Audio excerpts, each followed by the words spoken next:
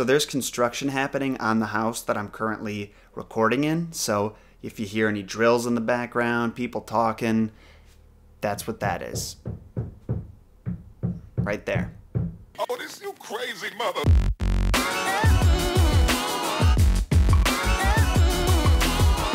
What is going on, Solo fam? My name is John Solo, and welcome to Ask Me Anything 11. This is the series where you guys ask me the questions that have been burning in your heart since the day of your birth, or maybe just since I made the post saying, ask me questions please. And I answer them in ways that might leave you disappointed. In the last episode, we talked about the current state of my life, my favorite YouTubers, and garbage. I had a blast talking with you guys, so I thought I'd take a few questions from the official Solo Fam Discord, and your curiosity did not disappoint. If you're a member of the Solo family and you enjoy this type of content, make sure to smash that like button with all your heart, and if you haven't already, subscribe and ring that bell. I know this isn't a messed up origin episode, but if we could somehow get this video to say 3,000 likes, my heart would feel so good, man. Hint, hint. Alright, I am really excited to dive into these questions, and I am sure you're ready for answers, so without further ado, let's get started. Why did you choose the YouTube route? I actually answered this in my very first AMA, but that was like 3 years ago at this point, and I've thought a lot about this since then, so I'll expand on my answer. What I said back then still holds true. The reason I started YouTube in the beginning, back when I was like 14 years old, was because I wanted to be rich and famous, and there was no opportunities to make this happen in my middle of nowhere hometown with a population of 1,500 people. When I saw people like Shane Dawson and Cass and G getting paid to entertain people with homemade videos, I thought,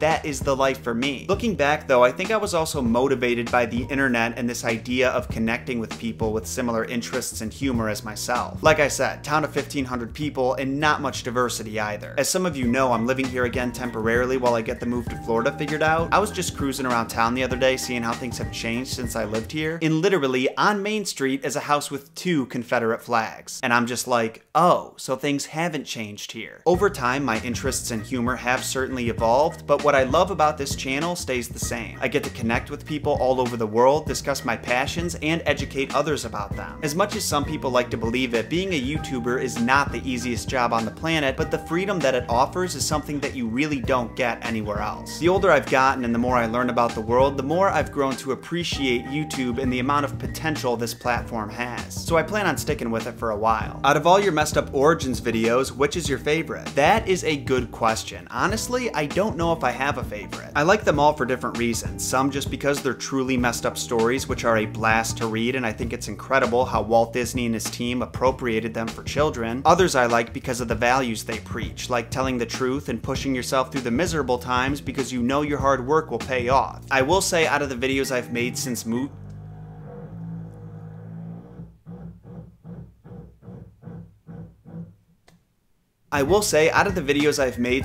here, I think I had the most fun making The Fox and the Hound. It just blew my mind how truly f***ed up it was, and I was really excited to see your guys' reactions, which did not disappoint. Some of you guys even said you cried. Like, no disrespect, but I can't help but feel pretty accomplished when I read that. To me, that means I really and truly captured the essence of the story in my retelling of it, and what bigger compliment is there? So yeah, I really don't have a #1 favorite. How about you? Has there ever been a story so dark you didn't want to review it? Absolutely not. The darker a story is, the more excited I am to review it. The only origin I hesitated about at all was Pocahontas, and I think the reasons for that are pretty obvious. Obvious, but also complicated. There's some racial tension there, especially in this political climate, and it's a true story too, so I didn't want to get something totally wrong and come across as uneducated or disrespectful, as opposed to just being a human being who makes mistakes. But eventually I was like, screw it. The Solo fam is demanding it, and I'm confident that I can handle the story respectfully enough that anyone reasonable isn't gonna get mad. Keyword is reasonable, but if I put enough effort into handling the story respectfully, I know that anyone who is mad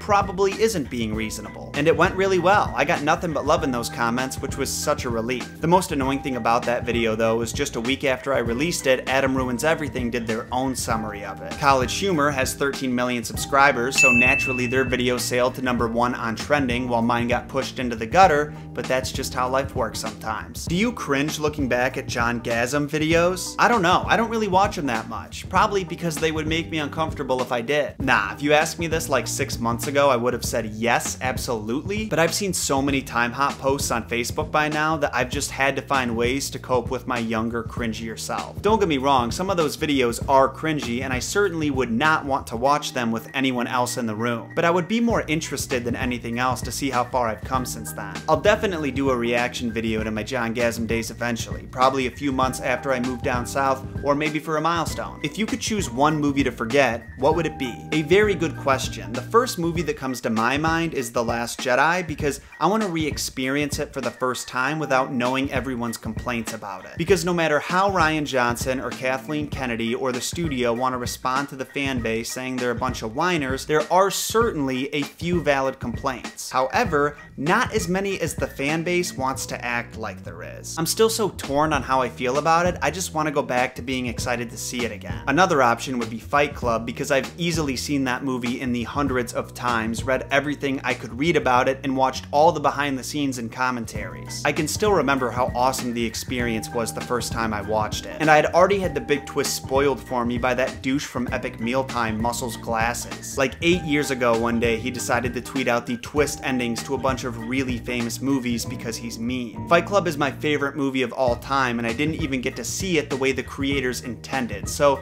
that blows. I'd probably want to forget that one and then watch one of my 3 copies of it immediately, because I have 3 copies. It must be pretty good, right? If you could forget one show, which one would you pick? Quite the original question, Burb. Posted only 14 minutes after the last one, too. There's a few shows I'd like to see for the first time again. Breaking Bad and The Sopranos are my top 2. If you haven't seen either of those, you are absolutely missing out. Without a doubt, 2 of the greatest stories ever told in the history of humankind are the stories of Tony Soprano and Walter White. Not even exaggerating. If you'd seen them, you'd understand. But yeah, there's just so many twists and turns throughout the course of both of those shows. You never know who's gonna die, or get backstabbed, or have pizza thrown on their house. They're 2 of my favorite shows of all time, and I have to make a point not to rewatch them too often, because the more I forget, the better the next watch through is. If you want to check them out, Breaking Bad is on Netflix and The Sopranos is on the HBO apps. How would you want to die? What do you want to see humanity achieve before you die? That's really heavy, man.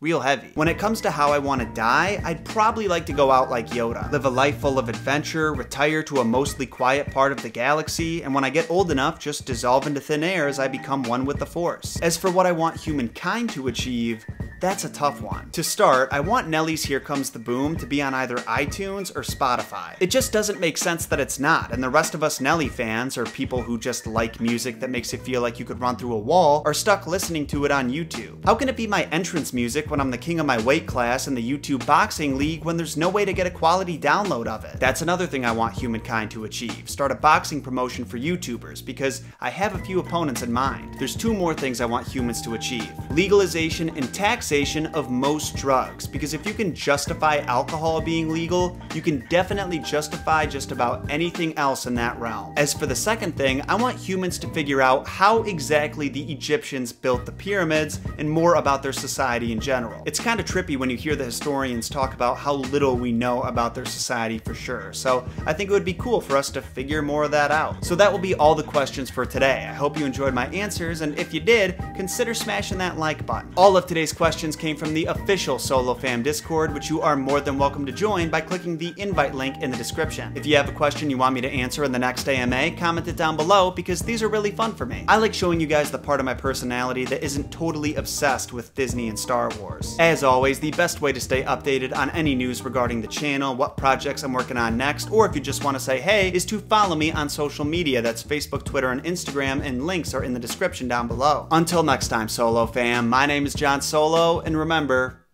John shot first.